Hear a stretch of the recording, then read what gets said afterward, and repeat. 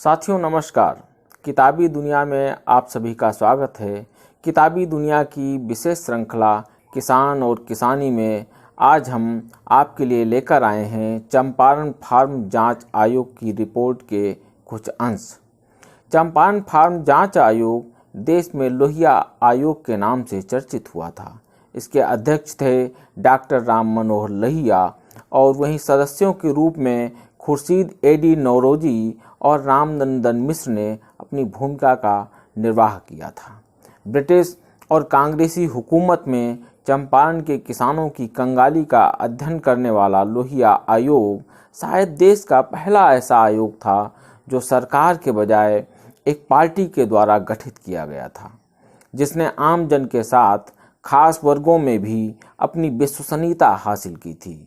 जमीनी प्रमाणों के आधार पर पेश की गई अनुशंसाओं पर प्रतिद्वंदी पक्ष तक ने विचार किया था। सोशलिस्ट पार्टी की 1950 में हुई राष्ट्रीय कार्यकारिणी की बैठक में बने इस आयोग ने चंपारण के प्रायः सभी मुख्य स्थानों का दौरा किया। तत्पश्चात उसने अपनी रिपोर्ट पार्टी को सौंपी थी। 8 अध्यायों वाली इस रिपोर्ट को देशज प्रकाशन ने प्रकाशित किया था, जिसे साभार हम यहाँ उसका दूसरा अध्याय और 8वां अध्याय आपके लिए पेश करेंगे।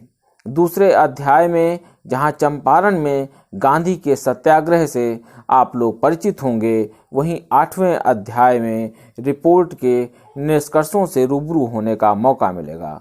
तो पेश है रिपोर्ट का पहला हिस्सा, जो गांधी का चंपारण में जो सत्याग्रह है उसको आप जान सकेंगे।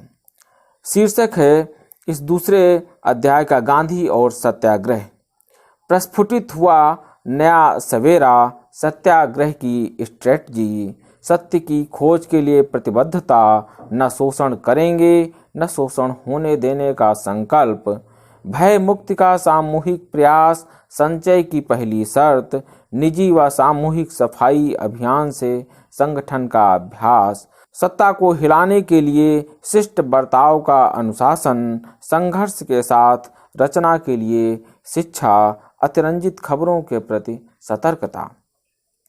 भूमिहीन और गरीबी में फंसे किसान के लिए राहत तथा भय से मुक्ति की मशाल गांधी जी ने चंपारण में जलाई और विदेशी दास्ता से आज़ादी मिलने के समय तक वह इस मशाल को देश के कोने कोने में ले गए।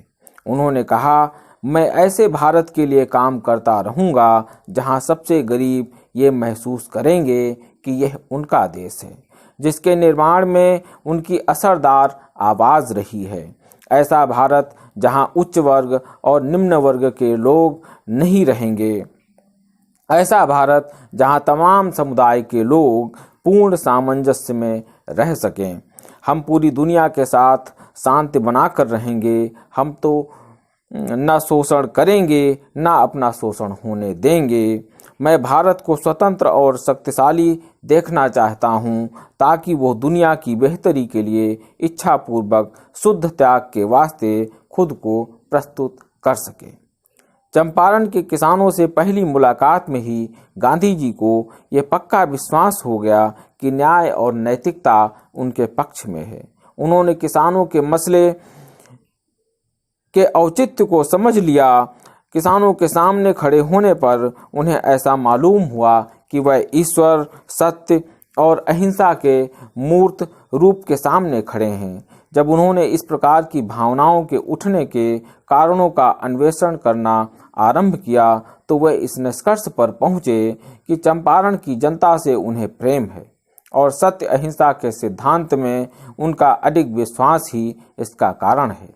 उन्होंने कहा, किसानों के साथ मुलाकात में मैं ईश्वर, अहिंसा और सत्य का दर्शन कर रहा था, और जब मुझे ये अनुभूति हुई तो मेरा हृदय लोगों के प्रति प्यार से भर गया। ये कुछ और नहीं, अहिंसा के प्रति मेरी अचल आस्था की ही अभिव्यक्ति है। चंपारण का संघर्ष इस तथ्य का प्रमाण है कि किसी भी क्षेत्र में लोगों की निस्वार्थ सेवा अंततः राजनीतिक रूप से देश की मदद करती है। भारतीय राष्ट्रीय कांग्रेस का 31वां अधिवेशन लखनऊ में हो रहा था और वहां चंपारण के निलहे साहिबों और किसानों के संबंध पर विचार करने के लिए एक प्रस्ताव उपस्थापित किया गया। जब गांधी जी को इस प्रस्ताव पर बोलने और बाद में चंपारण आने के बारे में कहा गया तो उन्होंने स्वीकार किया कि वह उस समय चंपारण का नाम भी नहीं जानते थे, उसकी भौगोलिक स्थिति के बारे में तो और भी नहीं। चंपारण के राजकुमार शुक्ल, जो खुद एक किसान थे और जिन्होंने अपने लोगों की अपमानजनक दुर्वस्था देखी और झेली थी, अपने ही समान पीड़ा झेलने वाले हजारों लोगों पर लगे नील के कलंक को धो डालने को प्रतिबद्ध थे। इस ग्रामीण किसान के पास फर्क करने की समझ थी, क्योंकि उसने राष्ट्रीय नेताओं की उस भरी जमात में से बिना किसी भूल चूक के अपने काम के लिए सही आदमी को चुन लिया। गांधी जी तब महात्मा नहीं बने थे, लेकिन उन्होंने दक्षिण अफ्रीका में अपने साहस, अद्भुत शौर्य तथा पहनावे और तौर तरीकों में आम आदमी के साथ असाधारण एकरूपता भी दिखाई थी। तब अगर कोई साधारण आदमी उनके अंदर भारत में उभर रहे उत्साह से परिपूर्ण नए युग के प्रणेता की छवि देखे तो इसमें आश्चर्य क्या। और इस नए युग का सवेरा किसी दूसरी जगह के पहले चंपारण में ही प्रस्फुटित हुआ। तदनुसार गांधी जी 10 अप्रैल 1917 को राजकुमार शुक्ल के साथ पटना पहुंचे और उसी शाम वह मुजफ्फरपुर के लिए रवाना हो गए, जहां उन्होंने अभियान के अपने प्रथम सहयोगियों के साथ, जो वकील थे, कुछ मामलों पर विचार विमर्श किया। यद्यपि उन लोगों ने स्वीकार किया कि वह सरकार से भयभीत हैं, फिर भी उन्होंने हर संभव मदद करने का वादा किया। ये फैसला किया गया कि कोर्ट कचहरी छोड़ दिया जाए, क्योंकि जहां रैयत इतने परास्त और भयाक्रांत हों वहां न्यायालय व्यर्थ हैं। वकीलों को उनके कानूनी ज्ञान के लिए नहीं, बल्कि उनकी लिपिकी सहायता और भाषांतर में मदद के लिए बुलाया गया। गांधी जी ने उनको ये भी चेताया कि उनकी गिरफ्तारी भी हो सकती है, लेकिन वह उनसे उतना ही आगे बढ़ने को कहेंगे जहां तक चलने में वह खुद सक्षम होंगे। उनसे ये अपील की गई कि अपनी सेवाएं निःशुल्क प्रेम के परिश्रम के बतौर प्रदान करें, और उन्होंने तहे दिल से यह स्वीकार किया। चंपारण के किसानों के हालात जानने और उनके दुख का कारण समझने के लिए अपनी यात्रा शुरू करने से पहले गांधी जी ने प्लांटर्स एसोसिएशन, उत्पादक संघ के सचिव और तिरहुत प्रमंडल के आयुक्त से मिलने का निर्णय किया। संघ के सचिव ने 2 टूक कहा कि गांधी बाहरी व्यक्ति हैं और उन्हें निलहों तथा चंपारण के किसानों के बीच के मामले में दखल देने का कोई अधिकार नहीं है। आयुक्त ने तो एक कदम आगे बढ़कर गांधी जी को घुड़की देते हुए तिरहुत छोड़ देने की सलाह दी। घटनाक्रम को मोड़ लेते देख फैसला लिया गया कि अगर गिरफ्तारी होती है तो वो मोतिहारी में होनी चाहिए, और इसीलिए गांधी जी 13 अप्रैल 1917 को तय मुकाम की ओर रवाना हो गए। खबर मिली कि मोतिहारी से बमुश्किल 5 मील की दूरी पर एक किसान पट्टेदार के साथ बदसलूकी की गई है। इसीलिए गांधी जी और उनके दुभाषिए हाथी पर उस गांव की ओर चल पड़े। पुलिस अधीक्षक का एक संदेशवाहक गांधी जी से मिला और उन्हें चंपारण छोड़ने की नोटिस थमा दी। गांधी जी ने नोटिस ले ली, लेकिन लिखकर भेज दिया कि उनका इरादा कानून तोड़ने का है। ये खबर जंगल की आग की तरह फैल गई। मोतिहारी निष्क्रियता की लंबी नींद से जाग उठा और वहां अभूतपूर्व नज़ारे दिखने लगे। यद्यपि वहां की रैयत धारा 144 के तहत गांधी जी के खिलाफ की जा रही कार्रवाई से अनभिज्ञ थे, लेकिन ये खबर 18 अप्रैल 1917 की सुबह 10 बजे तक चंपारण के दूर दराज के गांव में भी पहुंच गई। मोतिहारी कचहरी के हाथे में हजारों किसानों की भीड़ उस व्यक्ति को देखने के लिए उमड़ पड़ी जो ब्रिटिश साम्राज्य से पंजा लड़ाने का साहस कर रहा था और बिहार के गरीब किसानों के दुख तकलीफ पर मरहम लगाने और उसका समाधान करने की चाहत रखता था। सदा की तरह गांधी जी ने अधिकारियों के प्रति पूरी शिष्टता बरती, जिससे उनके और अफसरों के बीच सद्भावना का वातावरण पैदा हुआ। गांधी जी और उनके सहयोगियों ने कोर्ट परिसर में उमड़ती विशाल भीड़ को संभालने में हाथ बटाया, लेकिन सरकार को साफ पता लग गया कि उसका प्राधिकार हिल चुका है, यानी उसका शासन हिल चुका है। गांधी जी को लोगों ने चंपारण में जाना, लेकिन प्रेम और आज़ादी के उनके संदेश ने किसानों को अपना भय छोड़ने के लिए प्रेरित किया। सुनवाई शुरू हुई, लेकिन न्यायाधीश घबराए हुए थे। सरकारी वकील ने मुकदमे को आगे की तारीख के लिए स्थगित करने का आग्रह किया, लेकिन गांधी जी ने न्यायाधीश से अनुरोध किया कि कोर्ट स्थगित ना करें, क्योंकि अपने अपराध के लिए उन्होंने खुद निवेदन करने का प्रस्ताव किया है। न्यायालय के समक्ष अपने संक्षिप्त वक्तव्य में उन्होंने कहा, मैं यहाँ अपना वक्तव्य मुझे दी जाने वाली सजा को किसी भी प्रकार कम करने की खातिर नहीं, बल्कि ये दिखाने के लिए रख रहा हूँ कि मैंने मुझे दिए गए आदेश की अवमानना की है।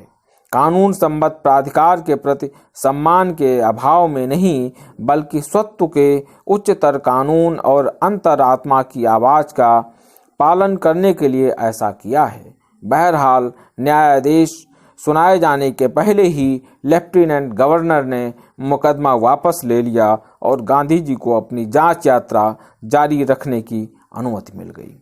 इस सुनवाई और इसके दौरान बने माहौल ने भारत को सविनय अवज्ञा के प्रथम प्रत्यक्ष पाठ से अवगत कराया। 19 अप्रैल से गांधी जी ने पुनः यह जांच पड़ताल उत्साहपूर्वक शुरू कर दी, लेकिन वह सचेष्ट रहते थे कि अखबार वाले उनके काम की अतिरंजित खबरें फैलाकर उनके मकसद को ही क्षतिग्रस्त न कर दें।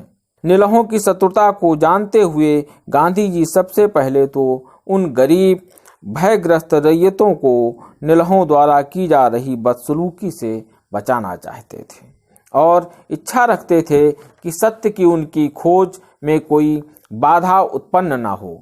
अपनी बात दर्ज करवाने के लिए हजारों किसान उमड़ पड़े थे। गांधी जी खुद भी उनकी बातों को लिखते थे और दूसरों के द्वारा दर्ज किए गए वक्तव्यों को भी पढ़ते थे। साक्ष्य को दर्ज करने के लिए कुछ नियम बनाए गए। तदनुसार हर किसान की बारीकी से जांच होती थी और कसौटी पर खरा नहीं उतरने पर उसका साक्ष्य खारिज हो जाता था। खुफिया अधिकारी वहां हमेशा मौजूद रहते थे और इससे किसानों को ज़्यादा निर्भीक बनने तथा कम से कम शब्दों में बात कहने की प्रेरणा मिलती थी। 21 अप्रैल तक मोतिहारी में बयान दर्ज होते रहे। इस बीच बेतिया से भी किसानों का आने का तांता लगा गया। इसीलिए गांधी जी 22 तारीख को बेतिया प्रस्थान कर गए, लेकिन मोतिहारी में बयान दर्ज करना जारी रहा।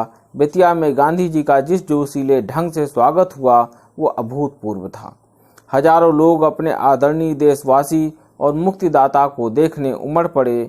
गांधी जी आसपास के गांव में गए, वहां के लोगों से बातें की और उनकी मजदूरी तथा उनके प्रति निलहे उत्पादकों के बर्ताव के बारे में पूछा। उनकी मौजूदगी में किसानों का इतना साहस बढ़ा कि बयान दर्ज करने वाले लोगों की संख्या दोगुनी करनी पड़ी। ये जांच प्रक्रिया जो पहले मोतिहारी में फिर 19 अप्रैल को बेतिया में शुरू हुई थी, 11 मई तक चलती रही। इसी के आधार पर गांधी जी ने कृषि समिति के लिए रिपोर्ट तैयार की, जिस समिति के वह सदस्य बनने वाले थे। इस सरकारी समिति की जांच के तथ्य रैयतों के हक में थे और निलहे उत्पादकों को कहा गया कि वे वसूलियों का एक हिस्सा लौटा दें। तिनकठिया की प्रणाली, जिसके अनुसार किसानों को अपनी जोत में 3 कट्ठा प्रति बीघा पर नील उपजाना होता था, कानून के जरिए समाप्त घोषित कर दी गई। अपने रचनात्मक कार्यों के सिलसिले में गांधी जी को महसूस हुआ कि गांव में पर्याप्त शिक्षा के प्रसार के बगैर स्थायी चरित्र का काम असंभव है। 6 गांवों में प्राथमिक विद्यालय खोले गए। शिक्षकों के रहने और भोजन का प्रबंध गांव वासियों ने किया। पूरे देश से स्वयंसेवी शिक्षक वहां आए, जिनमें से कुछ के नाम इस प्रकार हैं: कस्तूरबा, अवंतिकाबाई गोखले, दुर्गाबाई, महादेव देसाई, देवदास गांधी और नरहर पारिक। अवंतिकाबाई आदर्श स्कूल शिक्षक बनी और उन्होंने अपने काम में खुद को पूर्ण रूपेण समर्पित कर दिया। सिर्फ लिखना, पढ़ना और गिनना सीखना ही जरूरी नहीं था, गांव की सफाई, स्वास्थ्य और साधारण चिकित्सा के बारे में भी शिक्षा दी जाती थी। लोगों के उत्साह की सीमा न थी और उन लोगों ने सड़कें भी बनाई ताकि गांधी जी दूर दराज के गांवों में पहुंच सकें। किसानों के गंदा रहने का मुख्य कारण था उनकी चरम निर्धनता। प्रायः हर महिला यही कहती थी कि उसके पास एक ही साड़ी है जिसे वो पहनी हुई है। बहरहाल गांव में ये सामाजिक काम लंबे समय तक नहीं चल सका, क्योंकि बिहार से अवैतनिक कार्यकर्ता सामने नहीं आ रहे थे।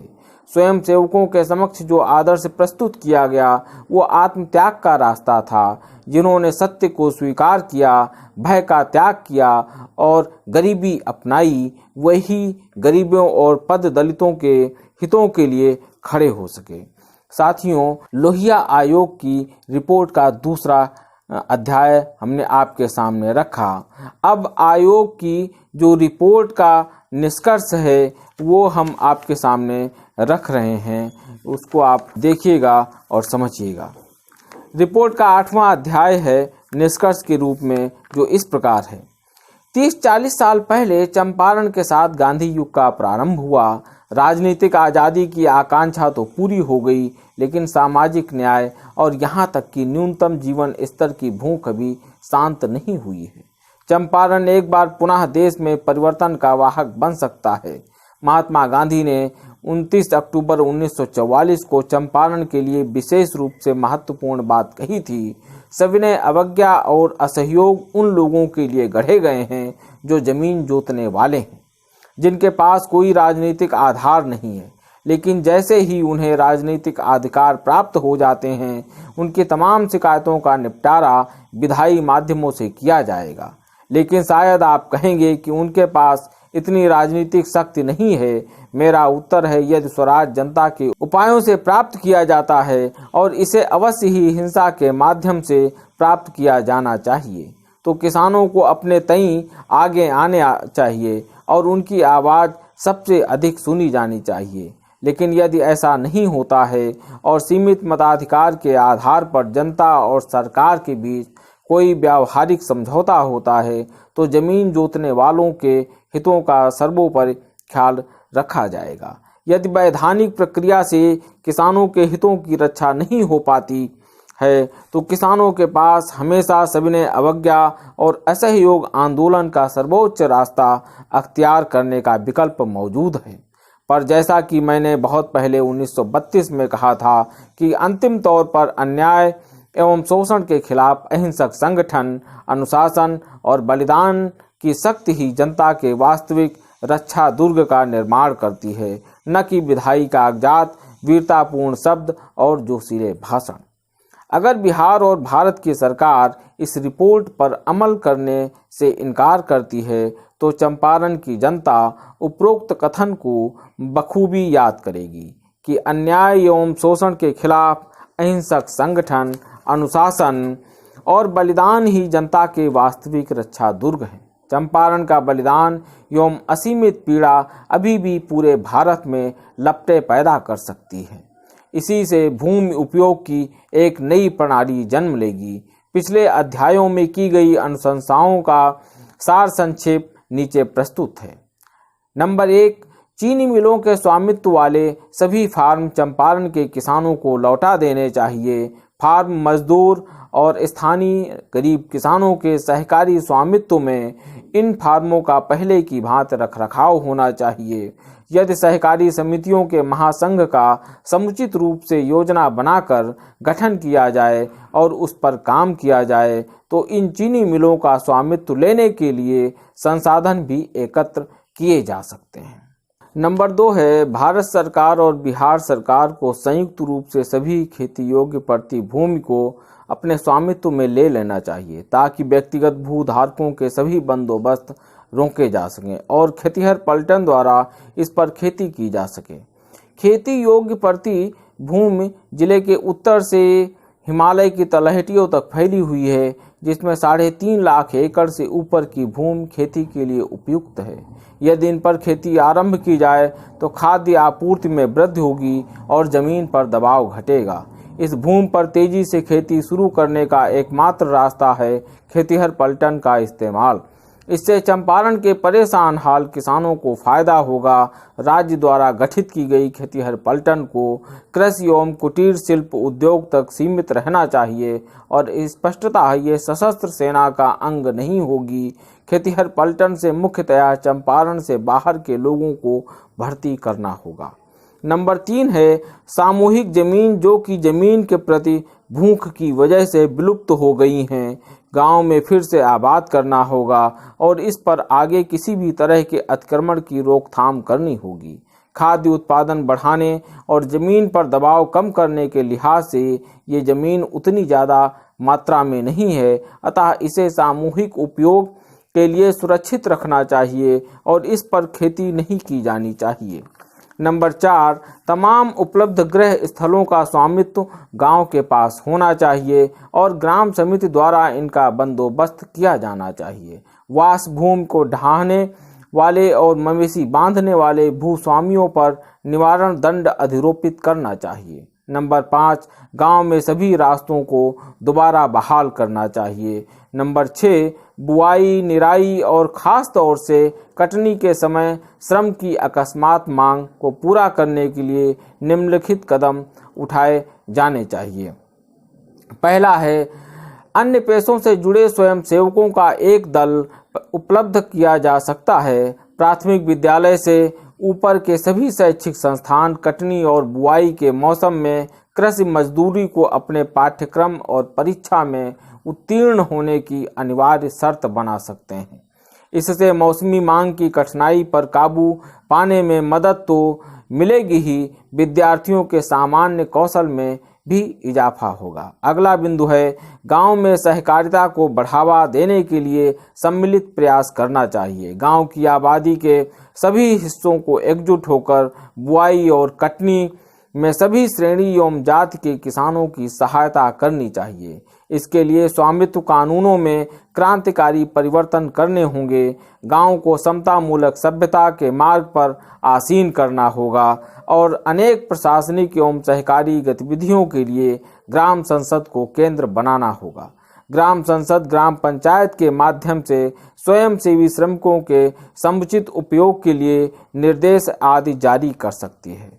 नंबर 7 है 30 एकड़ से ऊपर सभी जोतों को कम कर देना चाहिए और इस प्रकार उपलब्ध जोतों को भूमिहीन किसानों तथा अन्य छोटी जोत वाले किसानों के बीच वितरित कर देना चाहिए। इन किसानों के बीच विभिन्न तरह के उपयुक्त सहयोग का प्रयास करना चाहिए। नंबर 8 है लगान या कर्ज के बकाये की स्थिति में ग्राम पंचायत के सिवाय अन्य को जमीन हस्तांतरण की इजाज़त नहीं देनी चाहिए।